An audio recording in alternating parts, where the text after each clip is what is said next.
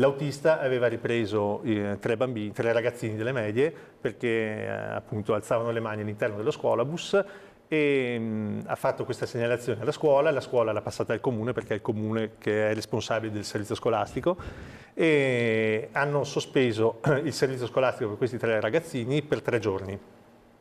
Il giorno seguente è arrivata la lettera dell'avvocato alla famiglia per chiedere la reintegrazione all'interno dello scuolabus. Questo è solo l'ultimo episodio in ordine di tempo riportato da un autista di scuolabus della marca Davide Baldoin, presidente degli autobus operator di Confartigianato. Ma sono pressoché quotidiani i vandalismi e le violenze a bordo dei mezzi che effettuano il trasporto scolastico per i ragazzini di elementari e medie. Un fenomeno monitorato dalla categoria che evidenzia subito un aspetto: si sta progressivamente abbassando l'età di chi si rende protagonista di questi atti, 12-13 anni, anche se ci sono casi pure tra i bambini delle elementari.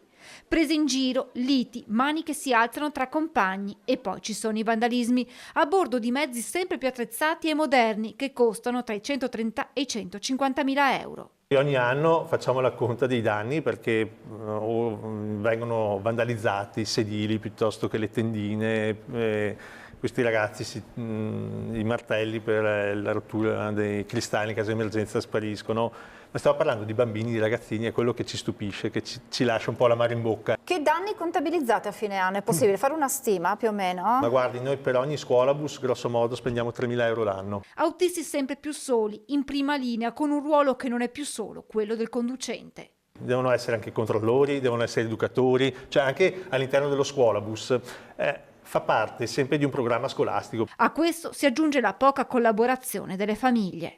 Proteggono questi ragazzi di fronte a tutto, davanti all'evidenza, davanti a queste situazioni e capisco che anche il Comune abbia una difficoltà a gestire queste situazioni. Spesso cosa succede? Che quando i nostri conducenti, i nostri autisti riprendono, alzano un po' la voce per mettere ordine, i ragazzini riportano a casa il fatto, quello che è accaduto, e spesso l'autista riceve un richiamo da parte del comune. Confartigianato ha dato vita ad una campagna di sensibilizzazione perché sia maggiormente riconosciuto e tutelato il valore sociale ed educativo della categoria che, come altre, e anche per colpa di queste delicate dinamiche, soffre la mancanza di personale. Per noi è un grosso problema, noi abbiamo già difficoltà nel reperire persone che vogliano svolgere questo tipo di servizio. E in più si trovano appunto disarmati davanti a queste situazioni